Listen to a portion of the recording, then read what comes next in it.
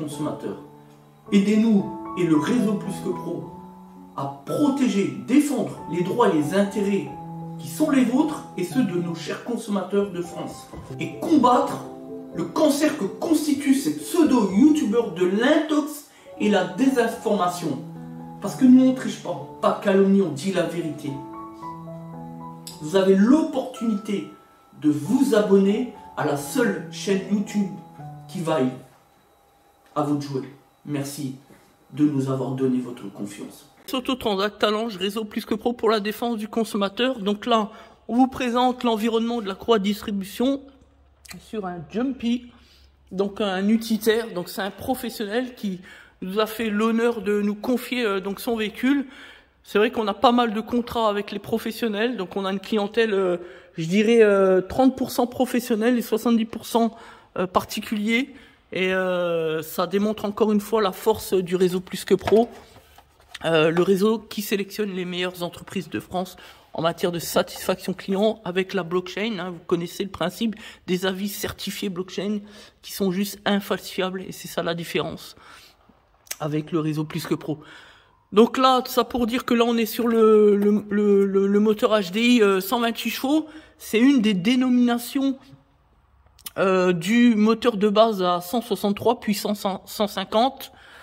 Et donc sur les utilitaires, on a moins de puissance, c'est vrai, voilà. Donc là, ce qui est bien, sur le Jumpy, on a beaucoup de place. Alors ça, c'est très agréable de faire une croix de distribution dessus, c'est vraiment bien. Tout de suite, on voit, une fois qu'on enlève le pare-boue, le cache sous moteur, on a vraiment pas mal de place et ça, c'est très agréable, c'est très bien. Et par rapport, par exemple, à que ce soit une Citroën C5 X7 ou une Peugeot 407 ou je sais pas, d'autres véhicules, vu que c'est un utilitaire, c'est vrai qu'on a beaucoup plus de largeur, du coup on a beaucoup plus de place ici. Donc voilà, ce qui fait encore une fois plus de différence par rapport à un moteur Renault, par rapport à un véhicule Renault. De toute façon, on l'a déjà dit, jamais on prendra chez nous, au sein de notre atelier, une Renault. Franchement, faut vraiment avoir des envies de suicide. Hein. Voilà, plaisanterie mise à part. Voilà, donc là, vous avez le capteur PMH, capteur régime, hein, ce qui permet d'informer le calculateur sur le point moraux. Maintenant, ce qu'on va faire, on coupe la lampe et on va montrer un petit peu au-dessus, on va descendre le pont. Voilà, donc on vient de descendre le pont sur le Jumpy 3, un tout dernier Jumpy. Donc, on prend la lumière. Parce qu'éteindre la lumière c'est bien, mais si on ne prend pas, c'est moins bien. Voilà. Donc l'idée, c'est d'aller enlever le cache. Déjà on va mettre l'huile moteur, puisqu'on vient de terminer la révision constructeur également. Le cache, on fait attention, on fait sur électrique. Vous voyez, on a enlevé donc les 3 vis du dessus, le petit écrou en bas, au niveau de la pompe à eau. Voilà, donc là vous avez le cache. L'écrou ici. Puis les 3 vis, une vis là, une deuxième là et la 3e ici. Voilà. Donc là-dessus, on a fait la révision constructeur totale avec tous les filtres, etc. Contrôle sécurité, les jeux, tout ça, blablabla. L'éclairage, pression des pneus, niveau, etc. Bon, voilà. Voilà, donc là, on peut constater effectivement qu'on a pas mal de place. Vous avez la croix de distribution ici. On va aller chercher le point de calage pour pouvoir nous caler ensuite. Pour pouvoir déjà lever le véhicule et puis caler en dessous au niveau du démarreur, hein, pour les équipements mobiles, c'est-à-dire tout ce qui est vilebrequin, piston bielle, etc. Voilà. Donc chercher le point calage, c'est très simple.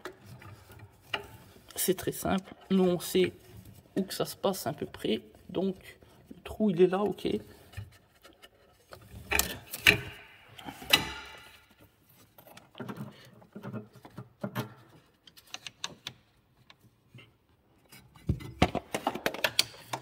Voilà, on va aller rechercher donc le point de calage qui se trouve donc à 5 heures exactement.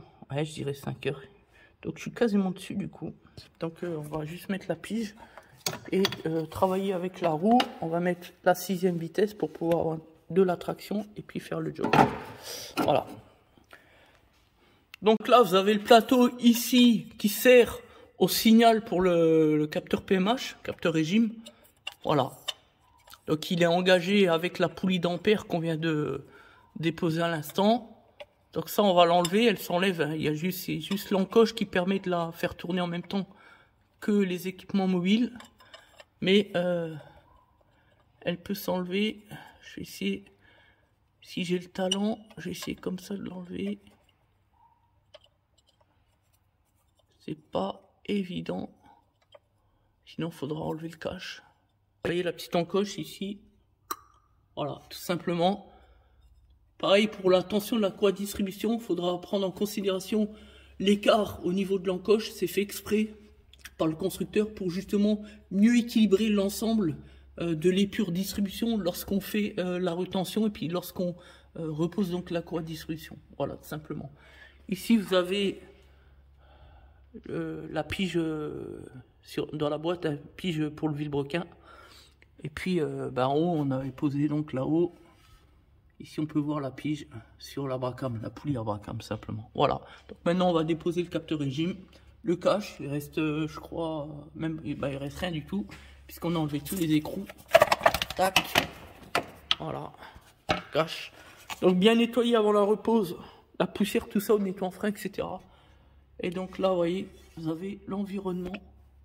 Ici, la pompe à eau, vilebrequin là-haut.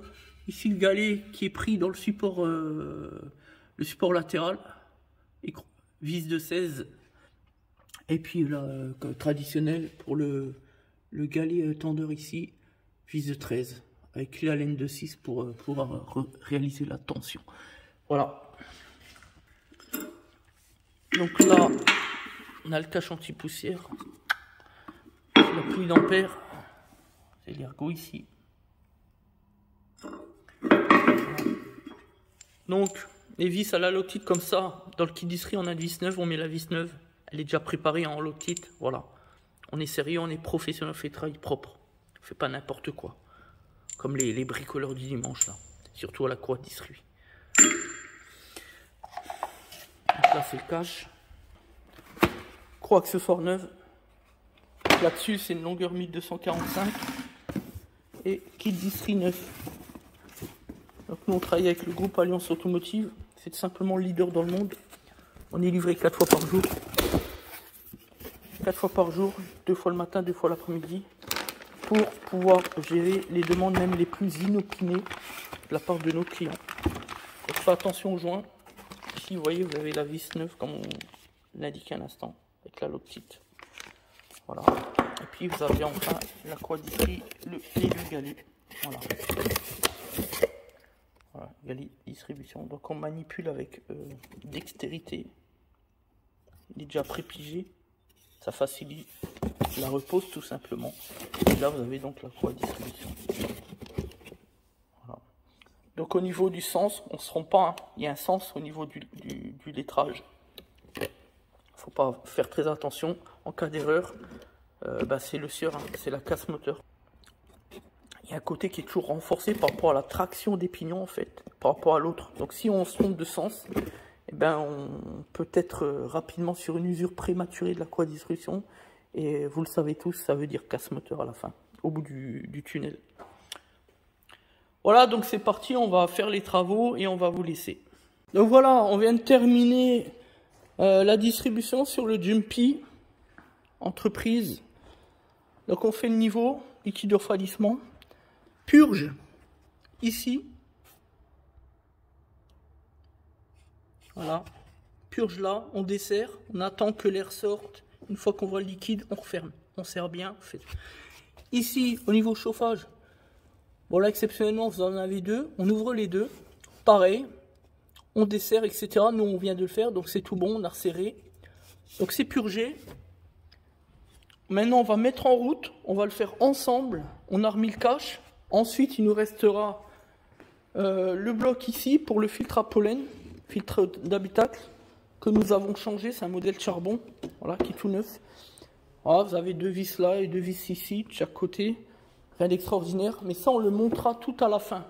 Parce que après la mise en route, on va repurger pour s'assurer que tout va bien. Et puis ensuite, on va reposer le filtre, le bloc du filtre d'habitacle qui se trouve ici finalement. On a l'emplacement là. Vous avez les points de fixation là, ici, là. et là de chaque côté ici et là. Et puis on terminera par laisser sur route et puis on contrôlera le niveau, etc. Voilà, toujours. Leur moteur chaud, tout le monde connaît l'astuce, on en met un petit peu au-dessus du niveau maxi, mais juste un petit peu, pas non plus des litres. On ne crée pas de surpression en mettant le niveau à ras-bord, on est d'accord. C'est du bon sens. Dans le cadre de l'intervention, on ne vous l'a pas dit, mais on a été contraint de déposer les deux vis de 10 ici du bloc du BSM, ça c'est le boîtier de servitude intelligent, qui est côté gauche sur l'utilitaire, d'habitude il est plutôt de l'autre côté. Voilà. C'est le boîtier c'est le boîtier de contrôle moteur tout simplement, voilà pour faire simple. Donc rien d'extraordinaire, hein. On a enlevé les deux vis ici. On voit bien ici, il derrière le faisceau, celle-ci et celle-là. L'objectif, pourquoi on a déposé ça, c'était juste pour enlever la vis du support, là, juste ici, la biellette du support. Pas le support, mais la biellette. La pièce là, en fait. Voilà, ici, il y a la vis. Et donc, pour la sortir, vous voyez, ça bloque sur le BSM ici. Voilà, tout simplement, rien d'extraordinaire. Donc voilà, donc on a contact.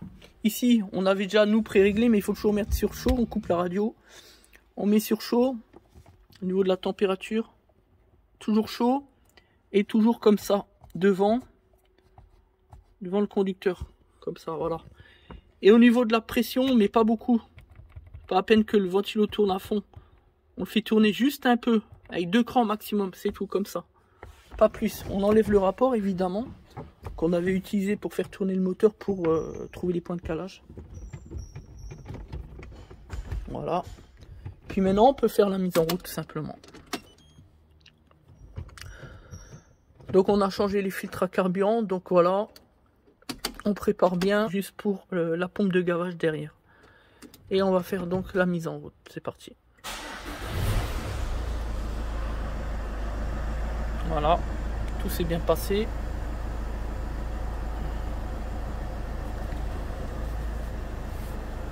Donc là on a un véhicule qui a 134 000 km. Ils sont pas mal les Jumpy, les nouveaux Jumpy, franchement. Puis ça se roule bien, c'est ça qui est bien. Donc on sort du véhicule.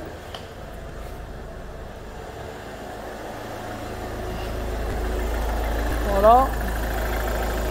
Et on fait le tour. Avec la lampe de poche pour s'assurer que tout va bien. Le forcé, nickel.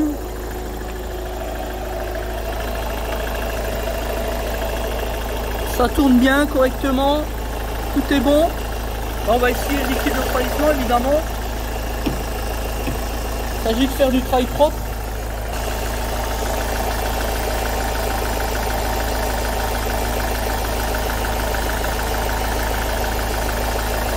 Voilà, travail de pro. Donc maintenant, j'ai oublié d'indiquer qu'on va couper le moteur pour recontrôler le niveau d'huile, puisqu'on n'avait pas fait de mise en route tout à l'heure.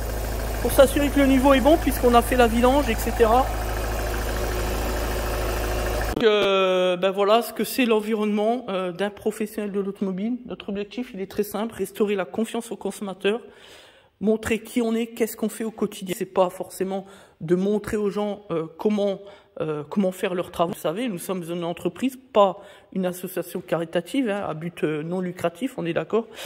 Donc l'objectif, c'est déjà un objectif de transparence. Voilà, nos vidéos, elles sont faites pour cela. D'ailleurs, c'est indiqué dans notre à propos sur la chaîne YouTube de l'établissement. Nous, on fait de la défense du consommateur. On démontre notre transparence au quotidien. C'est ça l'objectif de nos documents vidéo. Puisqu'il y a un fossé entre les besoins des consommateurs et l'offre des professionnels.